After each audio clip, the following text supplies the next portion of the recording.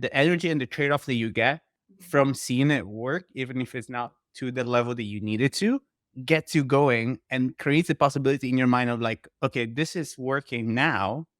What else can I make happen?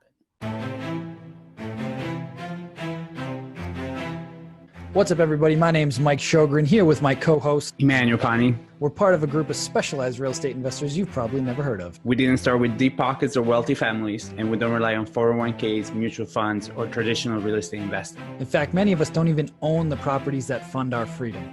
If you ask the money experts out there, they'd say what we do is impossible, yet it's happening every single day. It's happening through a new niche called short-term rentals. We are Short-Term Rental Nation, and these are our secrets. Well, what's going on, STR Nation? Welcome back to another episode of the Short-Term Rental Secrets podcast. I am your host, Mike Sjogren, here with my main man and brother from another mother, Mr. Emmanuel Pani. What's going on, E? My brother, so good to see you. I am feeling super grateful. We just had a hurricane come by this way, on a little bit north of us, so we're good. And you know, so blessed also, like the villas have new roofs, new windows, just in time for like the last two hurricanes that really have come this way. So feeling good, you know, really feeling the slowdown in the market when it comes to the real estate side and the real estate sales, right? People are, you know, I keep getting reminder of like, you marry the house, you date the rate, right? But it's difficult for people to understand, right? Like they look at the interest rates and they're like, well, my brother bought a house 2 years ago and only paid 3% interest rate. I'm like, I get that. Nothing we can do about it, right? But it's psychologically, it's very difficult, you know? And again, like there hasn't been that match of expectations between buyers and sellers, especially sellers, right? Like they're still pricing things that you're just like, this needs to be priced like I think that come to Jesus moment is like upon us between now and like the next 3 months, where it's just like, you're not going to get the same pricing that you were. And then once that happens, again, for the buyers, it's like, listen, if you can get a deal now at a high interest rate, when rates do come down again at some point, then you can refinance it at that point and your property is going to go up and rates are going to go down. So like the timing is good if you buy it at the right price. You just don't want to go in and buy it at market rate right now, knowing that they're going to come down. Right. Exactly. And also remembering that like things go up, but they have to get past this point on the way down. So if you're thinking like, oh, the rates are going to drop a year from now, they may drop from where they are, but they're going to take another year to come down to where we are right now. Like the rates are not going to go from like 10 to 4.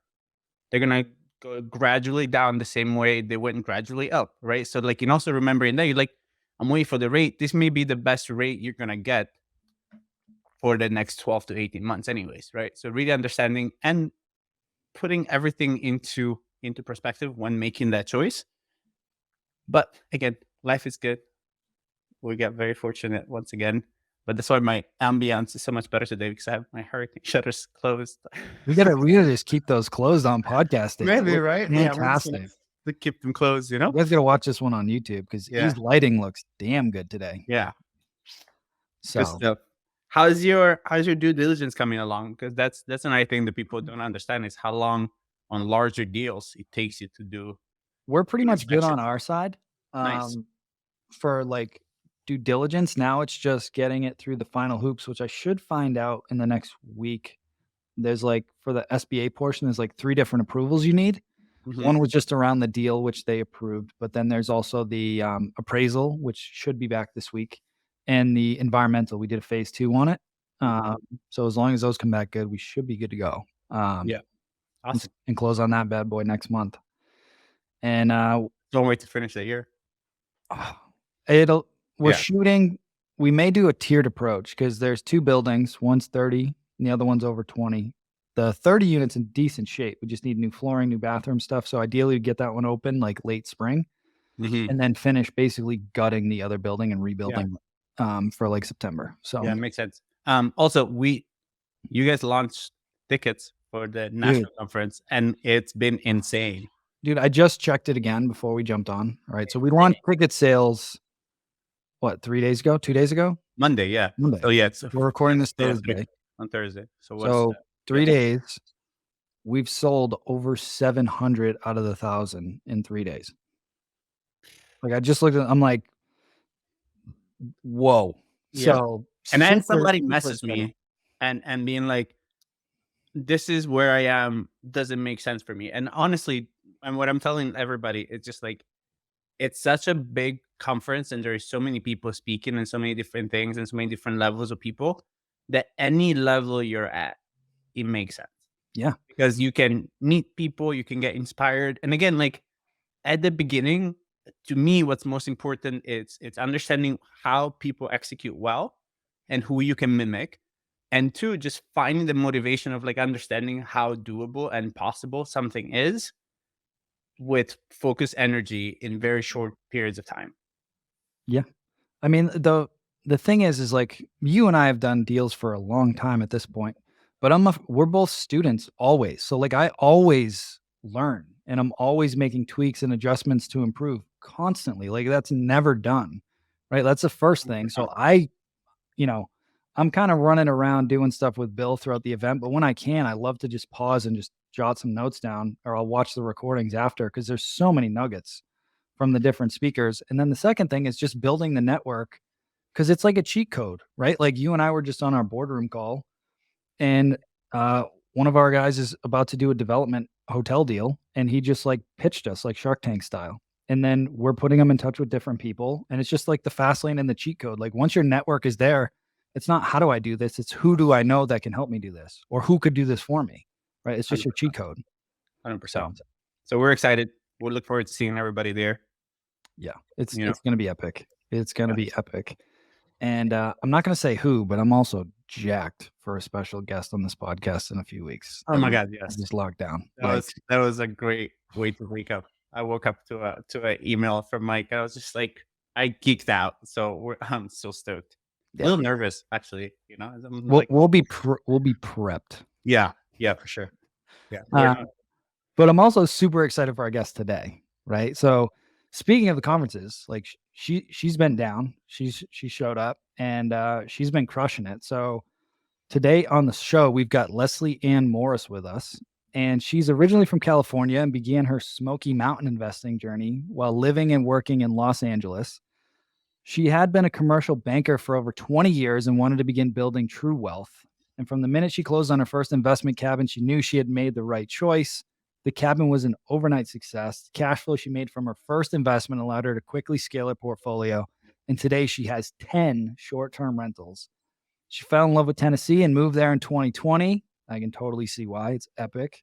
And after learning about a lack in the marketplace, she quickly founded two sister companies, Invest in the Smoky Mountains, property acquisition company, and Josh's Cabins Management, a full-service property management company, both focused on creating passive income sources for out-of-state investors who want to build a life away from trading their time for money. Mm-hmm. Leslie, welcome to the show. Thank you. Thanks for having me.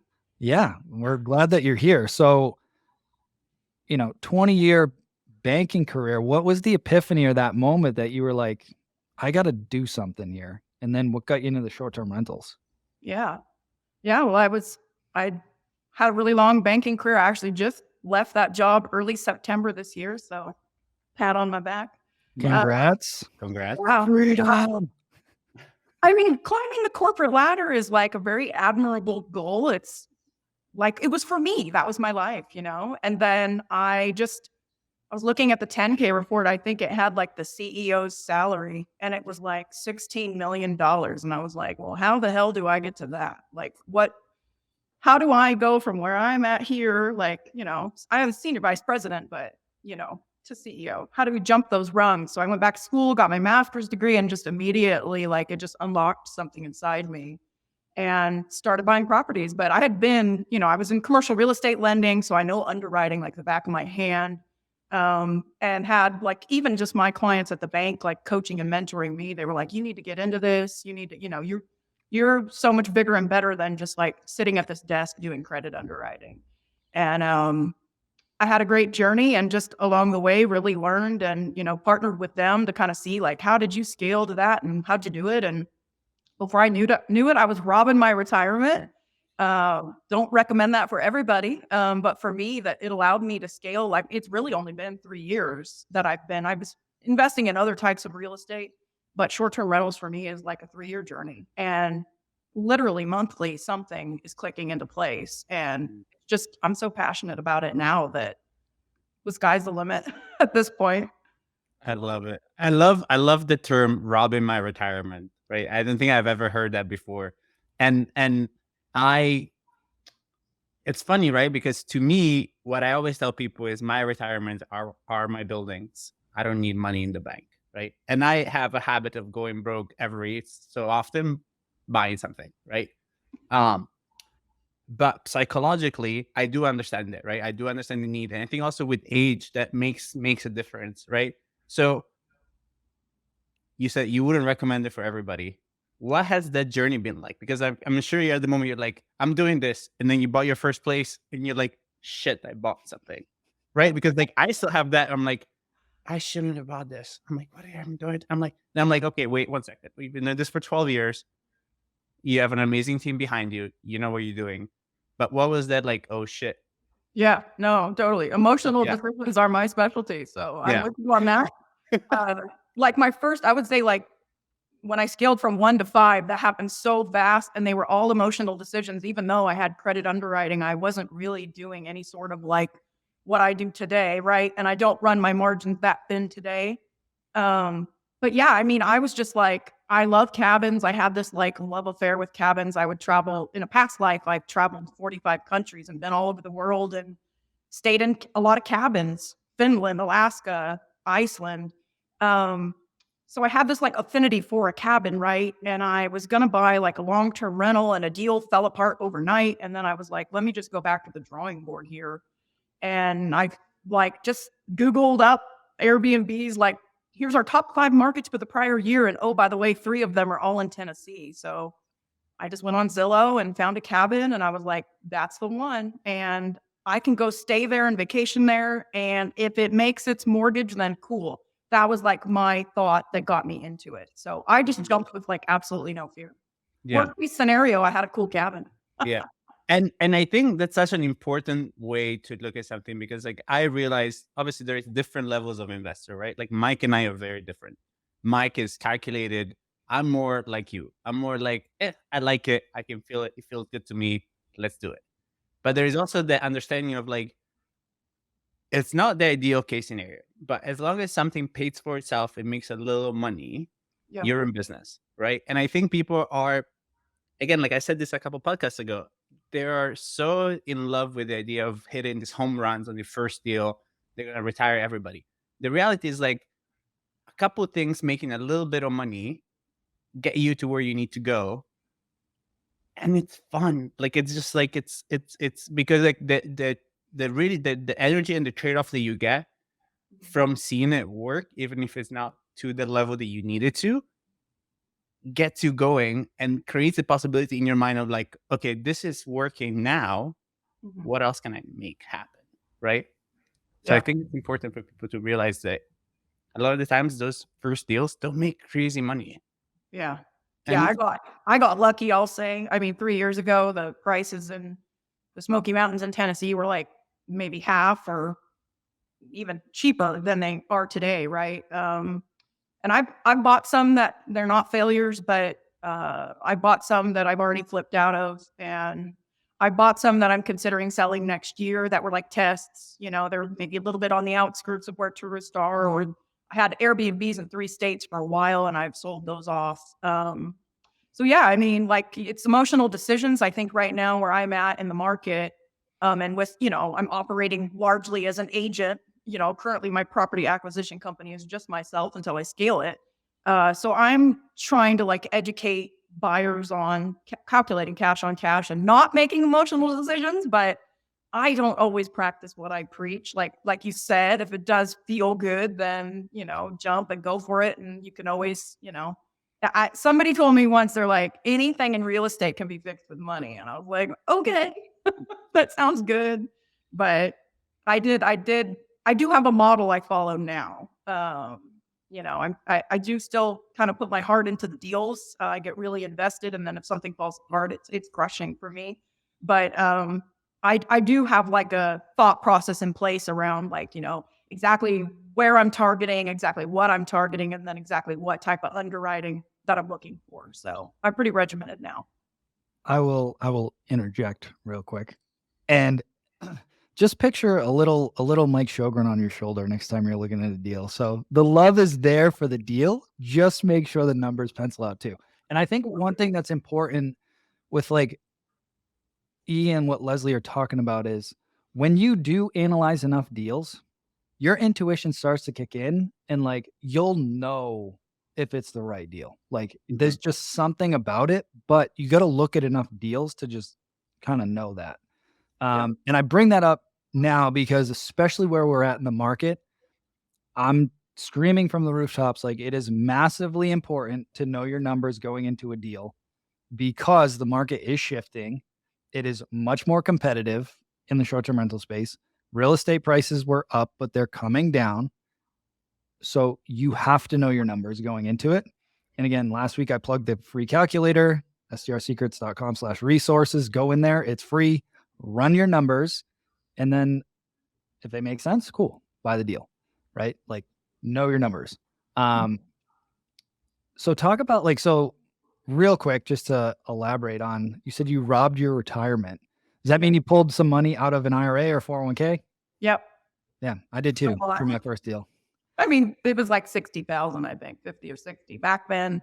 You know, I think I started with like a 10% down because I was out of state. So I was able to get 60 and do like 2 deals right away. And then they just immediately cash flowed like beautifully.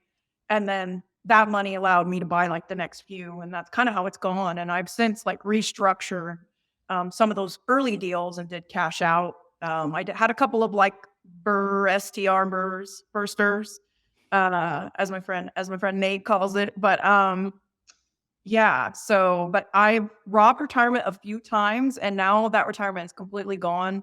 When I left banking back in September, I moved the last of the money, and now I invest privately into other people's deals, like syndicated multifamily deals. You know, personally, I'm not interested in long-term or multifamily at all. I guess I could change later. Short-term rentals is really like my bread and butter. And I'm just really passionate about it. I love it. You know, the hospitality side as well. And all that is just based on my travel experience. It fits really nicely. Yeah. So it sounds like to me that you robbed your retirement to retire. And now you are, essentially. Yeah. And I say it's not for everybody just because some people don't have that, like, I have fearlessness, I guess, around a lot of things in life. I just make a quick decision and jump most of the time. And not knowing if something's going to be there to catch me. I mean, when I quit my job in September, I was thinking, you know, my portfolio is strong enough now that I can live off of that income, but I don't really want to because I want to keep the portfolio building itself. So it is, to your point, my retirement strategy. So then that's when I was like, what could I, you know, I have my agent license and I've got a huge network of people because I have moved a lot in the past and they're asking me, how did you do this? Can you help me do it? And so that's kind of like, I'm trying to really focus on growing those new businesses so I don't use the short-term rental income, although it's tempting to just not work. Good. And I'm in that boat often in life, right?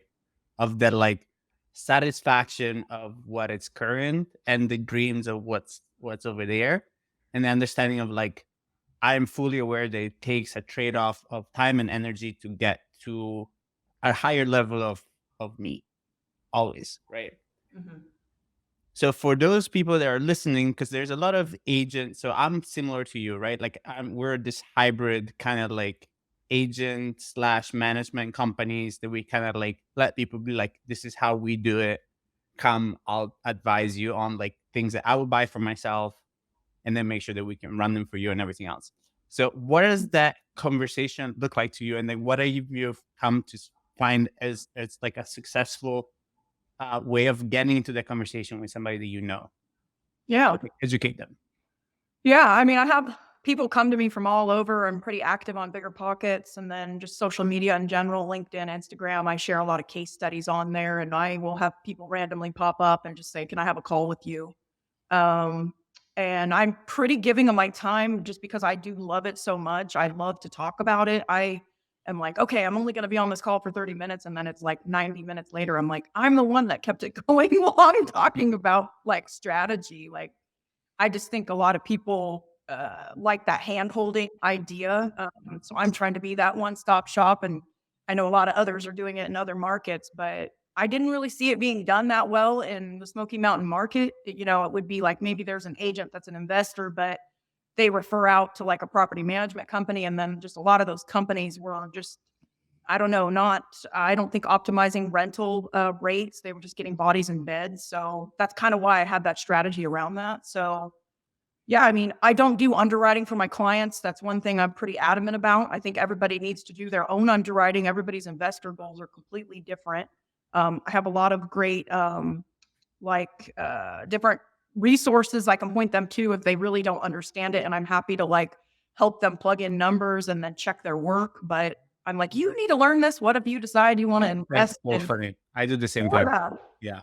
I'm not one to like, I want to teach you how to fish.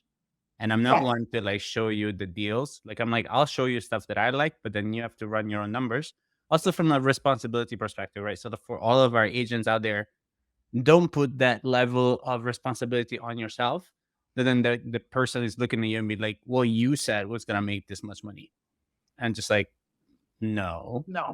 You know what I mean? And understanding that like that way, again, like it's all about the longevity of the relationships. And you should, especially in this time of the market, you should never be talking somebody into a deal that may not make sense.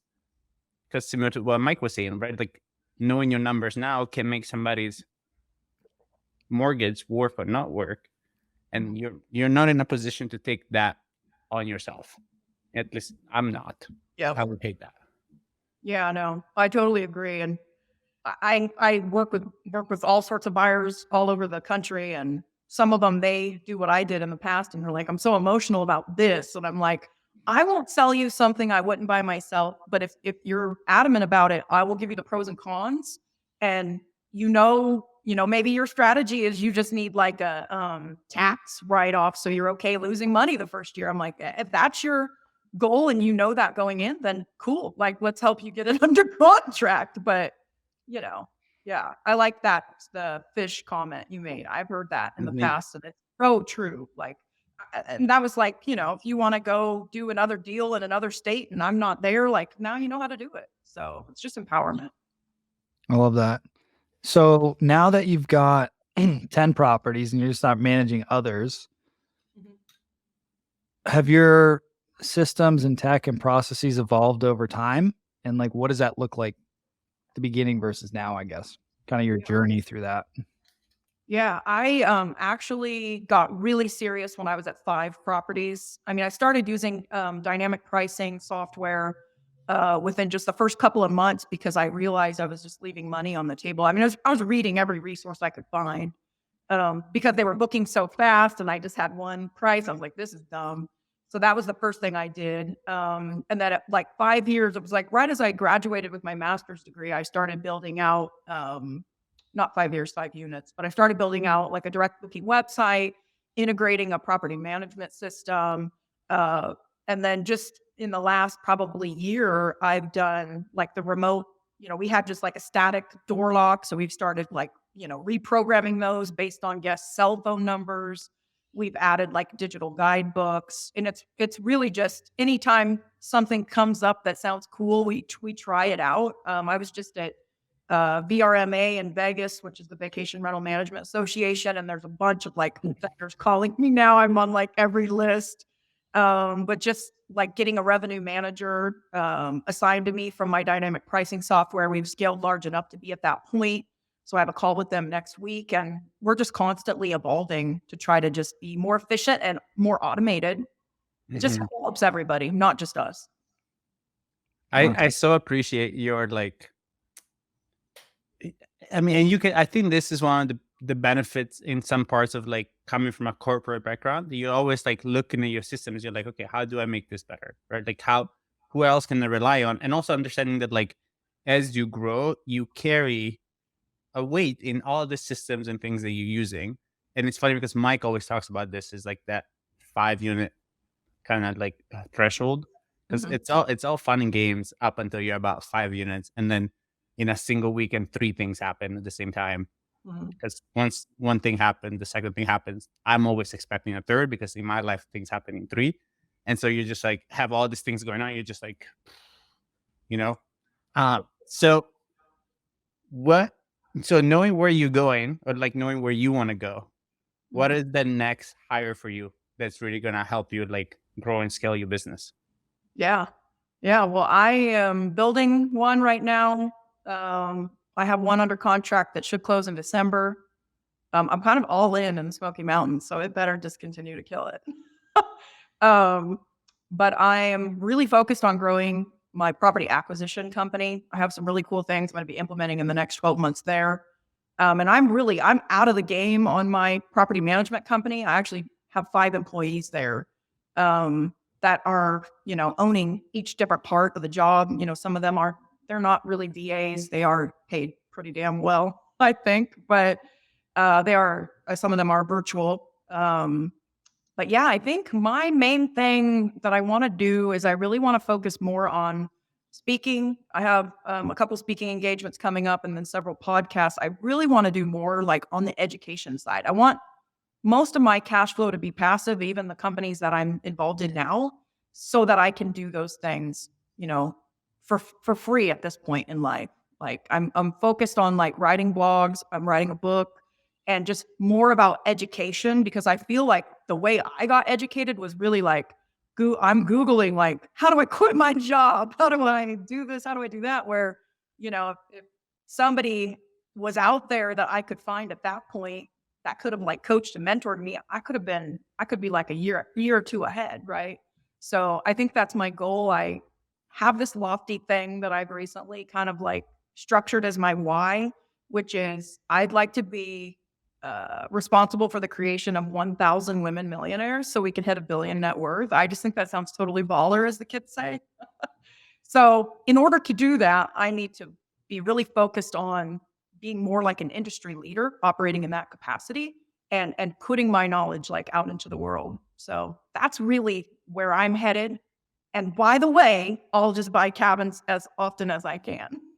That's the goal. But I love it. I love it. So I'd love to dive a little deeper on the cabins, because like I love you're super clear on like the vision for what your why is and what you're moving towards, which I tell everybody is massively important, because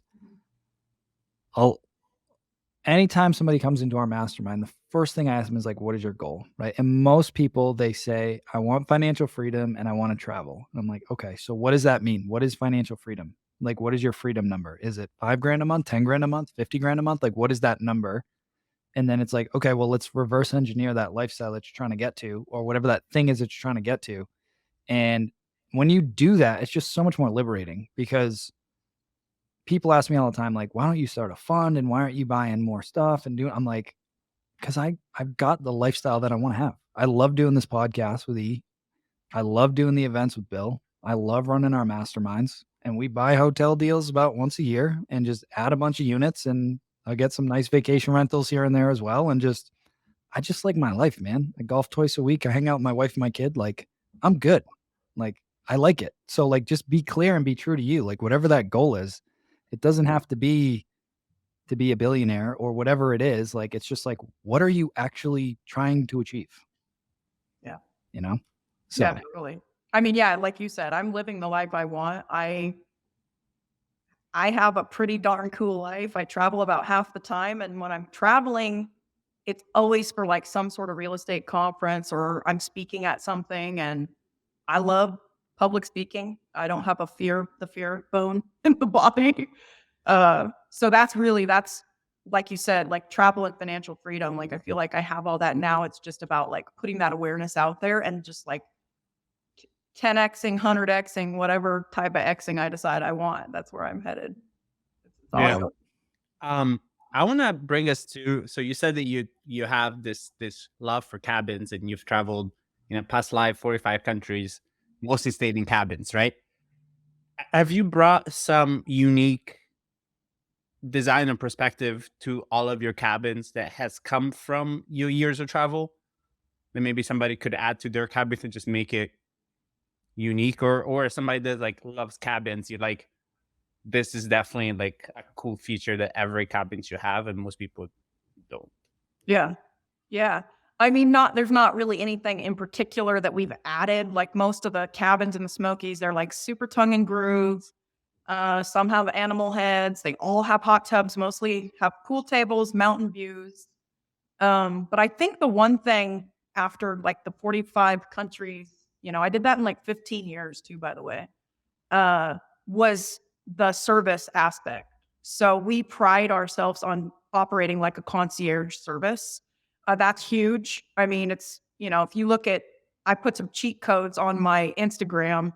I think you can get it in the highlights. I'm happy to reshare it so everybody can see it. But when I was at VRMA in Vegas, Airbnb did a closed session and they went over the 4 things that you need to do to boost your listing in their algorithm. Unfortunately, a lot of us are still fed by Airbnb. We hope to, head more towards direct booking, and we are.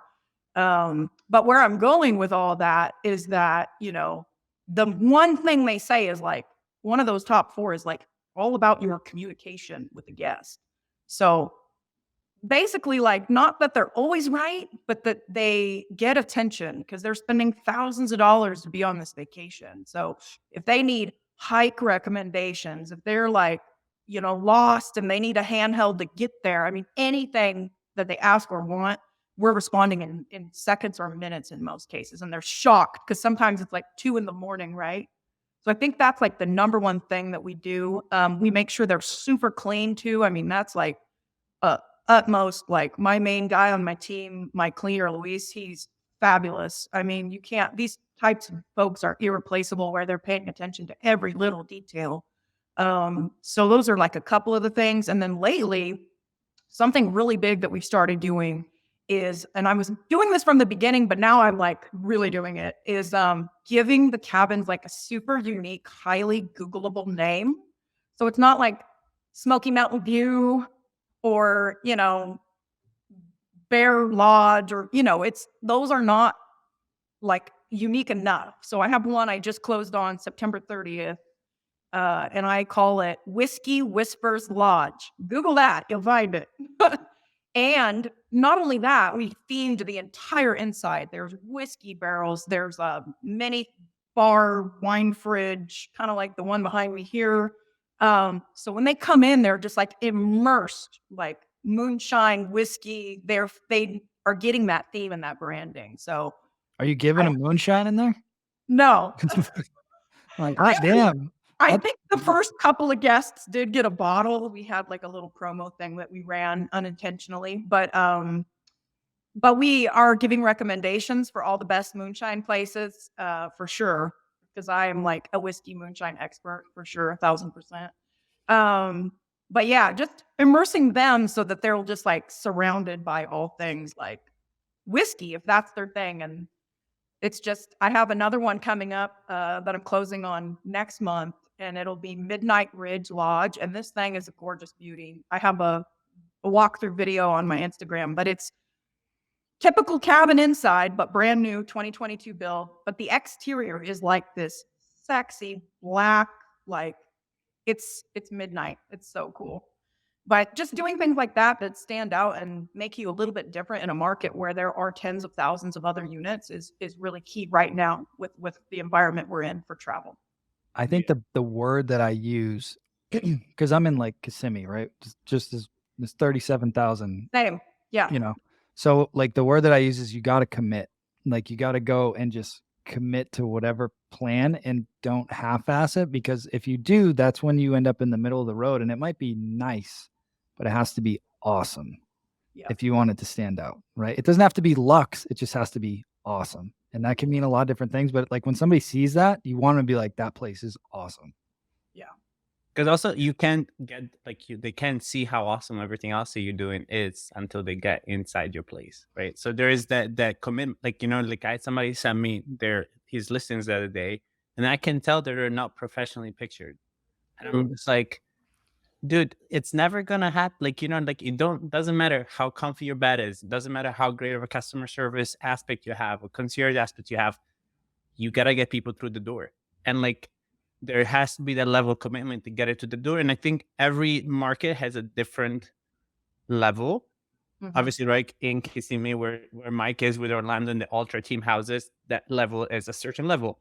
But even in your market, there is that little bit of extra things that you can do to make your place the most unique in that particular market. I'm not saying like an ultra team Disney Marvel cabin in the Smokies probably wouldn't make sense, right? But like do it what's ultra team for that market, just to get people through the door, because then it does, like, once they're there, then you can retarget them, then you can get them to understand how good of a host you are and the quality of service, and then win yourself clients for life, hopefully.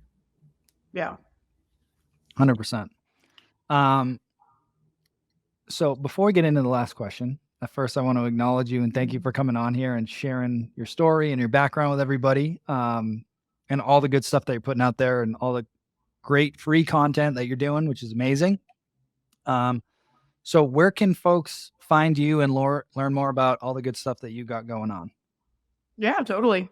Well, I'm active the most on Instagram. So the handle is at leslie.ann.morris. That's where I'm at. ANNE, by the way. There's an E at the end of Ann. But I do have several different websites. If you want to see most of it all like kind of encapsulated into one website, it's again my name.com, leslieannmorris.com. I have most of my blogs are on there that I'm sharing with Bigger Pockets community, and links to all my other websites. If you're looking to buy or just see what's in my portfolio, it's quite interesting. There's definitely some cool stories there. Love it. Love it. And the last question that we ask all of our guests is, what is your number one secret to success with short-term rentals?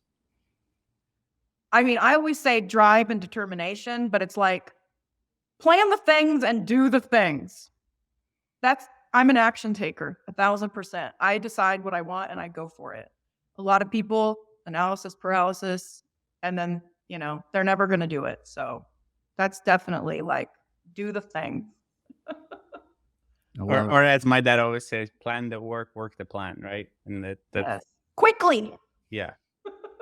The urgency, right? Like, and it's I find it so exciting about you because you can tell that you're like, I took a chance, and their reward to me, other than the financial reward that you're clearly getting, it's how excited you are about life and what you're doing.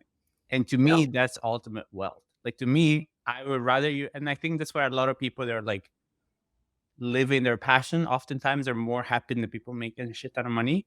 Yeah. Because passion, in the sense of currency to your soul, the level of return that you have there, it's infinite. And then that's why you wake up early and you're just like, oh my God, I can't wait. And that's how we were when we were kids. And we have lost that, because like the kids that I've met in my life, they're always like, it's always vacation. It's always like, oh my God, I can't wait. And you're just like, oh my God, how are you like this without coffee in the morning? They're excited because they're living on purpose. They're living in flow and they're enjoying themselves. So I acknowledge you for going after that in your life. And I'm very happy that it seems that has really like rewarded you with just how excited you are. Yeah. Thank you. Love it. Yeah. It's awesome. I'm like, oh, I get to go look at a cabin. Cool. Let's do it. And people pay me for it? Yes. That's you're like, wait, it's tens of thousands of dollars. Amazing. I love it. Well, Leslie, thank you again for being on here. Truly appreciate it. And for all the listeners out there, as always, appreciate you guys. We don't ask you guys for much ever, but I would love it if you could leave us a review on whatever podcast platform you're on. It really helps push us out to more and more people. We've had some great growth lately, and I want to keep that going and get this message out there to as many hosts as possible. So as always, thank you guys. Appreciate you guys, and we will see you next week. Ciao, guys. Thank you. Hey, STR Nation, if you enjoyed this episode, please make sure to hit that subscribe button and leave us a review. And in the comments, let us know what topics you want us to cover on upcoming episodes, and we'll make sure to get that in the books for you. And if you really want to learn how to launch, automate, and scale your short-term rental business, if you want to go deeper, then check out our free masterclass at strsecrets.com.